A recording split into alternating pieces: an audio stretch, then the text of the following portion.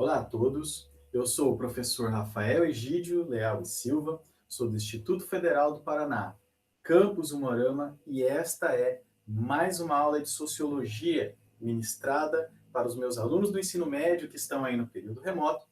Esta é uma aula gravada através do sistema Meet, eu disponibilizo ela, né, de forma pública, tanto para facilitar o acesso dos estudantes, quanto também para facilitar aí para quem tem interesse nos conteúdos, debates, né, desta ciência que é a sociologia. Sociologia, né, que ganhou aí a sua formatação metodológica, a sua forma de proceder, né, a forma sociológica de proceder, ela se inicia aí com o Émile Durkheim, que publicou em 1895 esse livro, né, que é As Regras do Método Sociológico, cara. Né? Um livro que não é assim, um livrão, né, de muitas páginas, é um livro curto, porém extremamente fundamental para a constituição da sociologia, da ciência sociológica, e também um livro muito polêmico, tá, gente? Trata-se aqui de uma obra bastante polêmica.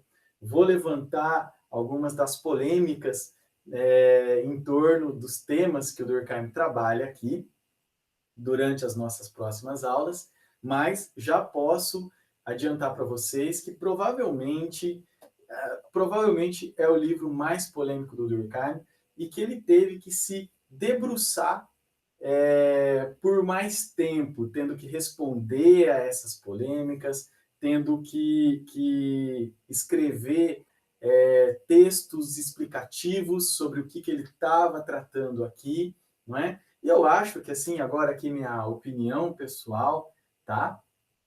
Ele é polêmico e essa polêmica já começa no seu título.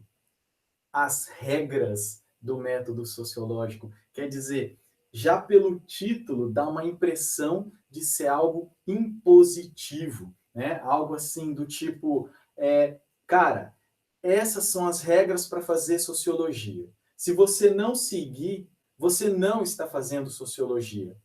E vamos combinar, gente, dentro das ciências humanas, né? Não vou nem falar das ciências, mas dentro das ciências humanas e das ciências também em geral, essa coisa de impor métodos ou impor alguma coisa não fica muito legal.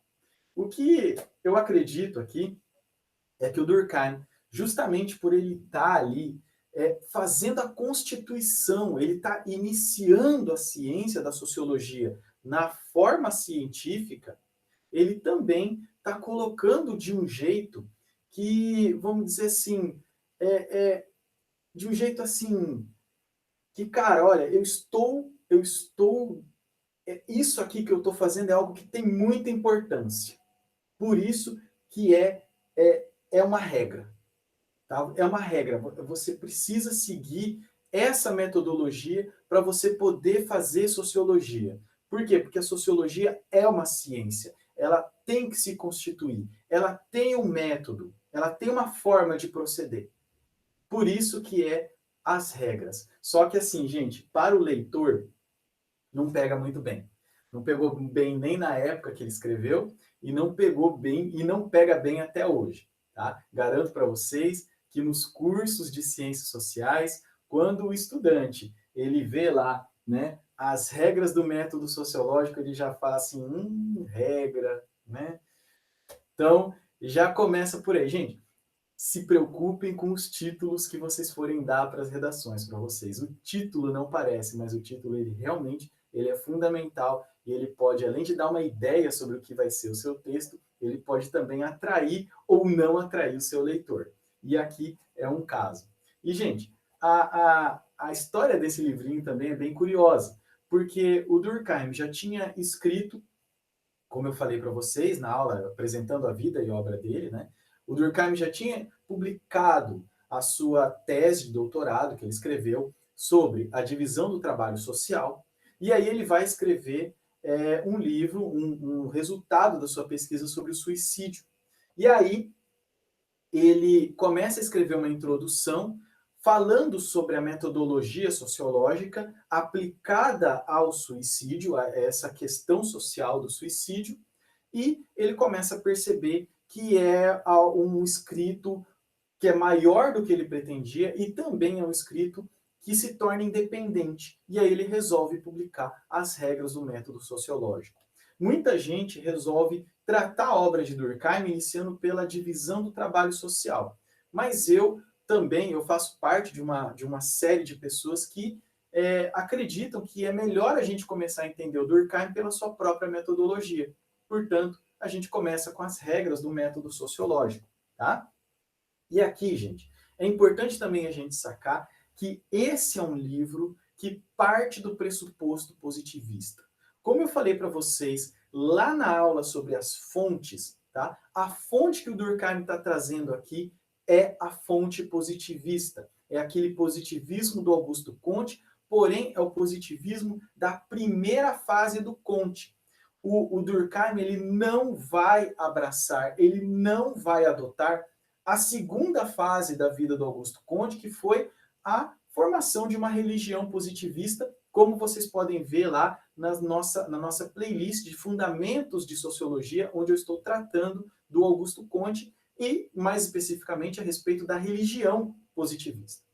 O Durkheim ele não está comprando, né? Ele não está pegando esse Comte da religião, mas ele está pegando o Comte da epistemologia, ele está pegando o Comte da ciência. E olha só uma coisa interessante também. O Augusto Comte, pessoal, ele morreu em 1857. No ano seguinte, 1858, foi o ano de nascimento do Émile Durkheim. Então, nós estamos falando aí praticamente dos anos 60 do século XIX.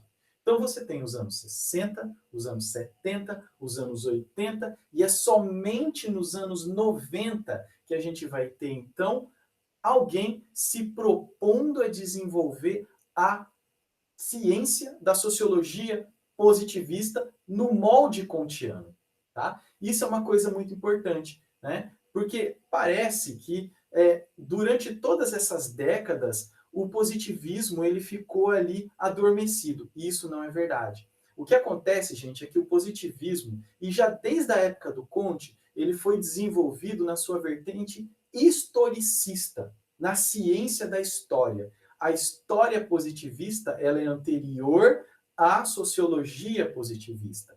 E isso eu também vou tratar num vídeo naquela playlist lá de Fundamentos da Sociologia, tá?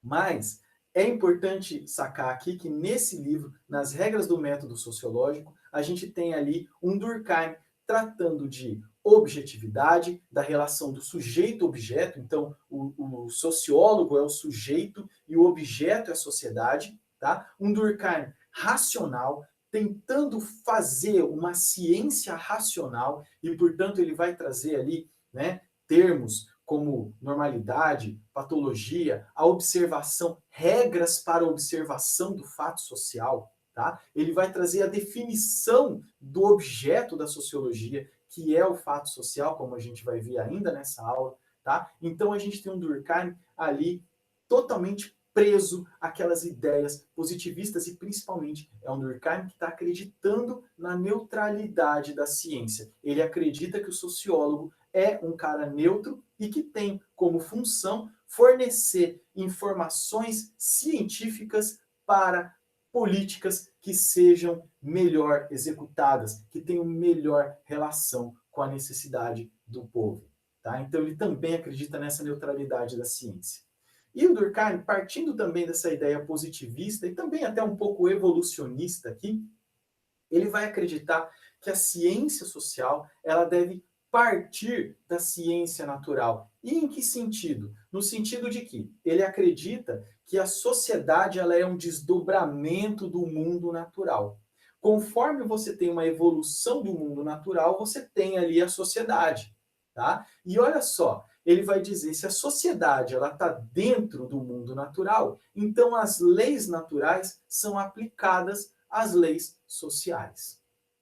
E essas leis que ele está falando aqui, né, são as leis principalmente de causa e efeito, né? Então a causalidade natural ela tem correspondência com a causalidade social, e com o determinismo. Determinismo no sentido de que, se você tem leis que regem a sociedade ela é determinada por essas leis. E cabe ao sociólogo o conhecimento, o desvendamento dessas leis que, por exemplo, implicam numa taxa de suicídios, ou leis que determinam o casamento, leis que determinam uma maior taxa de natalidade, leis que determinam o voto das pessoas. Então, ele acredita nessa existência de leis. Assim como nós temos leis naturais, nós teremos leis sociais. E ele também vai acreditar que a sociologia ela é uma evolução, ela tem uma relação ali, né, um desdobramento da biologia. Então, tranquilamente, você pode utilizar métodos, técnicas e formas de entendimento biológico para você entender a sociologia. E isso a gente vai ver, por exemplo, em termos como ele vai utilizar termos como o normal, patológico, o orgânico, tá? Isso tudo a gente vai ver nas nossas próximas aulas. Mas uma coisa fundamental aqui é o seguinte, olha só. Ele está falando que do natural ou do biológico vem o social. Não tem o indivíduo. E isso, gente, é uma coisa importante aqui, porque provavelmente você já deve ter visto em algumas teorias, né, como por exemplo, olha lá, né, as teorias dos contratualistas ingleses, né, onde, por exemplo, John Locke dizia que tem um indivíduo, o indivíduo natural, não é? Então, antes de você ter o Estado, de você ter a sociedade constituída na forma do Estado, você tem indivíduos. E olha só, isso vai ser aproveitado por economistas, tá? Vários economistas, Adam Smith, por exemplo, vai entender essa ideia do indivíduo natural. E o Durkheim ele não entende isso, ele entende que da biologia você vai para a sociedade. Claro que o Durkheim ele enxerga indivíduos, mas os indivíduos eles não são estudados pela sociologia. Indivíduos, o homem enquanto ser individual, sem mexer com a biologia, mas mexendo talvez com a sua consciência, com seus sentimentos, tudo que for individual do homem é objeto de uma outra ciência que é a psicologia. E ela não tem relação com a sociologia. A psicologia que defina o seu objeto, porque o objeto da sociologia é aquilo que ele, Durkheim, está desenvolvendo neste livro, que são as regras do método sociológico. Então, a explicação da vida social, ela tem um fundamento na sociedade e não no indivíduo, gente. A sociedade não é uma extensão do indivíduo, a sociedade não é o indivíduo escrito em letras graúdas, como diria lá o Platão no século V antes de Cristo, né? No século V antes de Cristo. A sociedade, ela não é a soma dos indivíduos, tá? A sociedade ela é uma síntese de todos esses indivíduos. Portanto, Durkheim acredita que a sociedade ela é maior que os indivíduos. E, inclusive, a sociedade ela gera uma psicologia que é superior aos próprios indivíduos. A sociedade ela tem crenças coletivas, ela tem uma consciência coletiva que é maior do que a consciência individual e é diferente dessa consciência individual. O nome disso, dessa metodologia que o Durkheim nos lega, essa ideia de que a sociedade é maior que o indivíduo, o nome disso é holismo metodológico, que vem do grego holos, que significa todo. O Durkheim ele não está olhando para as partes, ele está olhando para o todo. O todo para o Durkheim é maior do que as partes. Tá? Então, essa é a ideia do holismo metodológico. Pois bem, então aqui nas regras, o Durkheim ele vai entender que a sociologia é a ciência das instituições, da sua gênese e do seu funcionamento. E que toda crença, todo comportamento instituído pela coletividade, ele pode e ele vai ser objeto da sociologia. E na sua primeira parte, então, Durkheim ele vai trazer para a gente a especificidade do objeto sociológico. E muita gente confunde, né, quando você pergunta para os alunos qual é o que estuda a sociologia? A pessoa fala, é a sociedade. Não. Gente, vamos pensar o seguinte, o biólogo, ele estuda toda a biologia, toda a vida biológica? Não. O que que um biólogo faz? O biólogo ele vai ter uma parte da biologia que ele vai se dedicar à zoologia, à botânica, à anatomia, à fisiologia. E dentro de uma dessa parte, por exemplo, da zoologia, ele vai estudar uma parte muito específica da zoologia, por exemplo, os insetos. Estão entendendo? O biólogo, ele vai estudar uma parte, um tema muito pequeno de dentro de toda a ciência, de toda a vida que vai compor ali a biologia. Assim procede o químico, assim procede o físico e assim procede o sociólogo. A sociedade é o todo e o sociólogo não vai estudar o todo até porque ele não consegue, ele não vai dar conta disso. Então, o objeto da sociologia é o fato social. Para o Durkheim, é o fato social o objeto da sociologia, é o seu específico, é aquilo que faz da sociologia algo específico. E o fato social, gente, o que, que é? Ele vai dizer que ele é toda maneira de agir, fixa ou não, capaz de exercer sobre o indivíduo uma coerção exterior por parte da sociedade, tá? Então, essa maneira de agir é uma maneira de agir social que impõe ao indivíduo uma coerção exterior. Em vários outros momentos, o Durkheim vai desdobrar essa definição entre maneiras de agir, maneiras de pensar, maneiras de sentir, maneiras de fazer. Quer dizer que a sociedade impõe a nós maneiras de agir? Sim, vamos pensar aqui.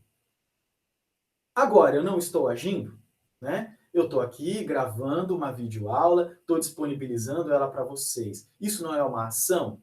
Sim, mas não é uma ação social? Não é uma ação que ela é entendida apenas em sociedade? Dar aula é para uma câmera, né? Para o YouTube, para o sistema do Google Meet. Isso aqui não é apenas entendido em sociedade, e eu só estou fazendo isso por quê? Porque nós temos uma pandemia de coronavírus que impede que a gente se encontre presencialmente na sala de aula. Então, um fato biológico, a pandemia, mas que impõe uma consequência social. A gente não pode se encontrar presencialmente. E se a gente não pode se encontrar presencialmente, essa aula ela tem que chegar a você de alguma forma. E ela chega através desta minha ação. É uma ação que a sociedade impõe que eu faça e que vocês estão agindo aí do outro lado assistindo essa aula. É uma ação que só pode ser entendida em sociedade. O pensamento. Cara, aqui a gente entra numa coisa muito legal. O pensar é social. Pense em alguma coisa. Você não está pensando em português? Qualquer coisa que você estiver pensando agora, você não está pensando na língua portuguesa? Ah, não, professor, eu sei inglês, eu vou pensar em inglês. Tudo bem. Pois a língua portuguesa não é uma língua social, ela não existe em sociedade, ela não depende da sociedade para existir e para se desenvolver. Pois a língua inglesa, ela também não é uma língua social, ela depende da sociedade porque ela foi criada em sociedade e desenvolvida em sociedade. E nós falamos português porque nós somos obrigados, não é? Ah, não, professor, eu falo português porque eu quero. Que opção você teve? Desde que você era criança, que você nasceu, que você entrou numa família, todo mundo falando português, e falando português do Brasil, falando português da nossa região do Paraná, que a gente fala igual uns caipira, né? Nós somos um bando de caipira. Isso, né? O pensamento que você tem agora é um pensamento, né, em português. Se você estiver pensando em alguma imagem, tá, pensa numa árvore, tá? Pois você não sabe que é uma árvore justamente porque a sociedade falou para você que aquilo lá é uma árvore. Tá? Então, os nossos pensamentos, gente, também são condicionantes da sociedade.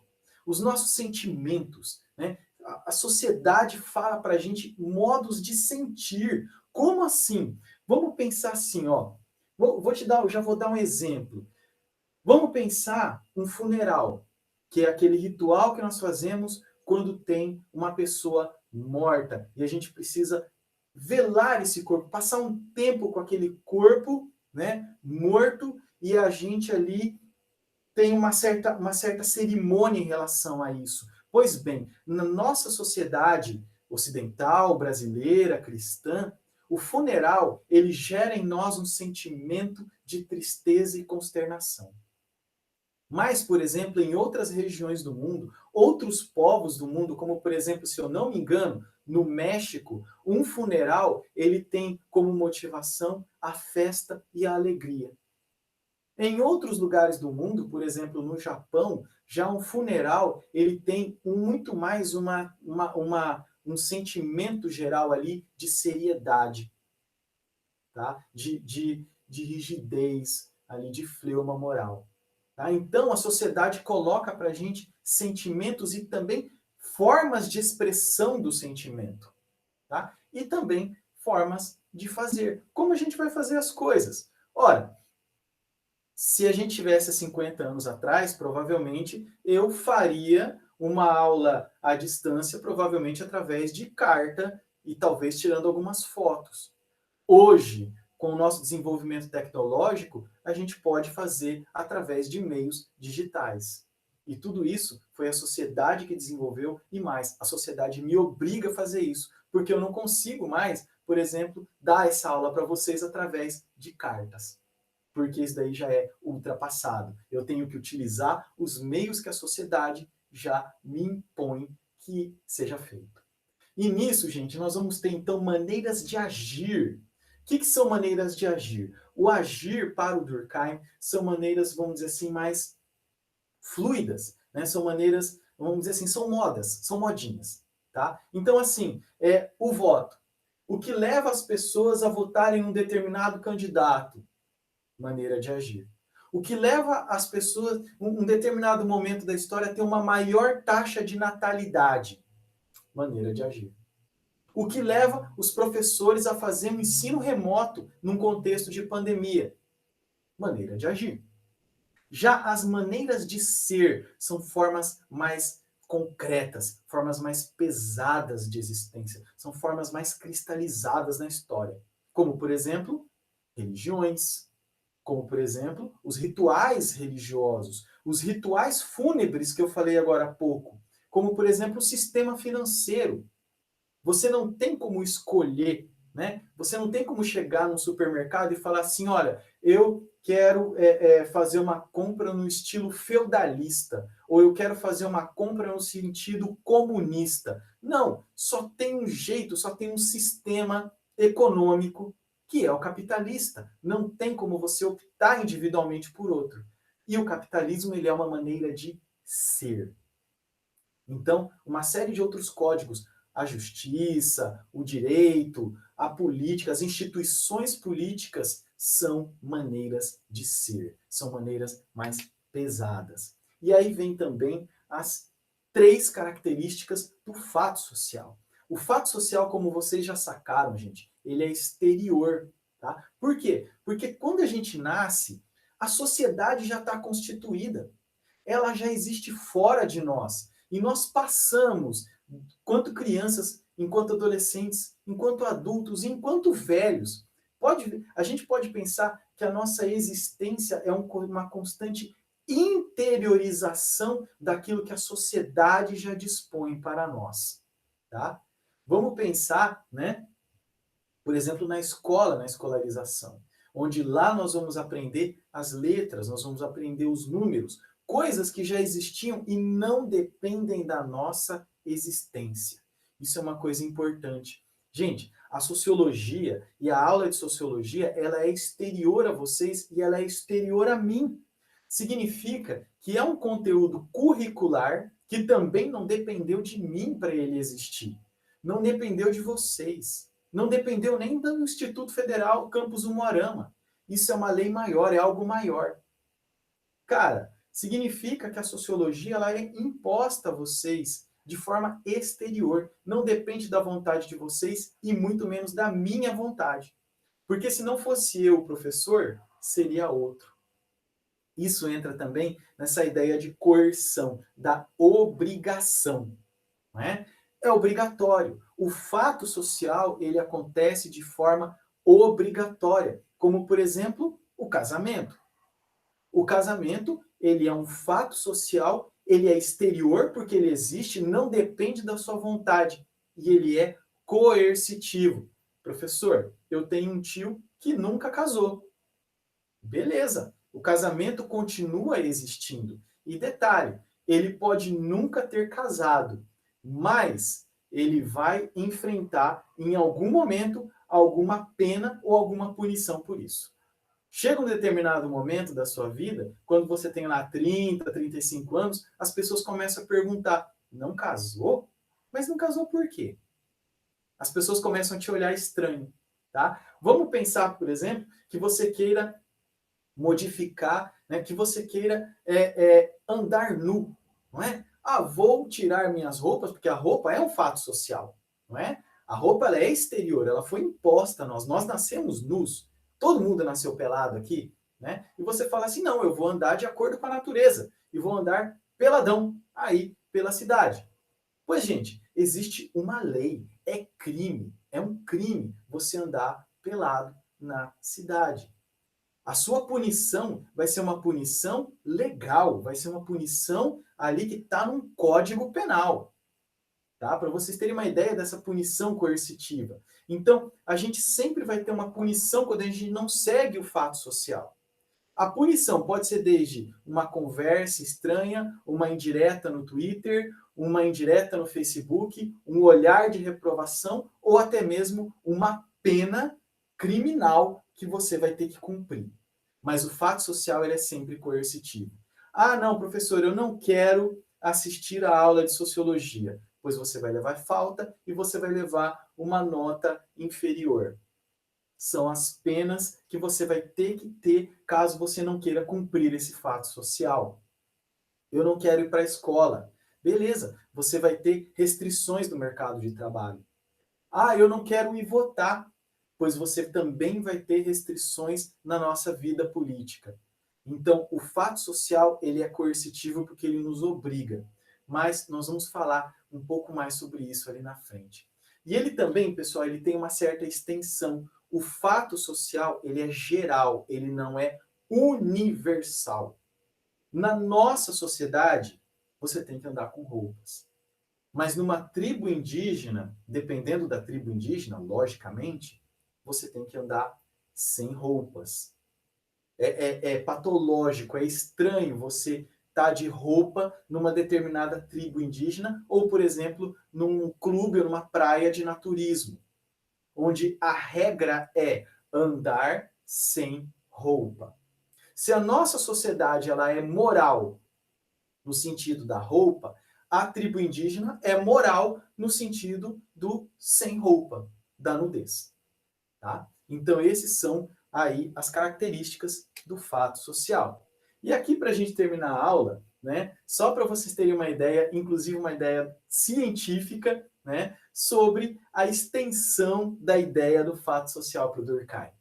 Como diz aí, né, a pessoa normal, que vamos combinar, não é tão normal assim, uma pessoa que sabe já da existência do fato social, ela já não é muito normal, tá? Mas para ela o que existe é o fato social. Mas para um durkheimiano, uma pessoa que está dentro da ciência, né, que estuda a ciência e a sociologia pelo prisma durkheimiano, não é só fato social, mas tem fato social total, fato normal, fatos especiais, um monte de fatos aí, que alguns a gente vai falar durante as nossas aulas. Alguns eu vou mencionar para vocês nas nossas próximas aulas. Mas tem alguns aí que eu vou ser bem sincero, eu não faço ideia do que eles sejam, porque eu mesmo não sou um durkheimiano, embora seja um admirador dessa teoria.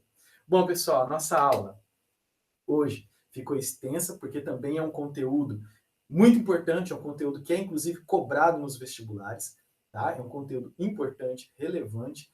Vamos finalizando por aqui, né? Estamos aí com quase 30 minutos de aula e não é esse o meu objetivo, tá? Se vocês tiverem dúvidas, me procurem nos nossos canais de comunicação, tá? Espero que vocês fiquem bem, que vocês fiquem com saúde e é isso. Vamos terminando aqui. Valeu, galera!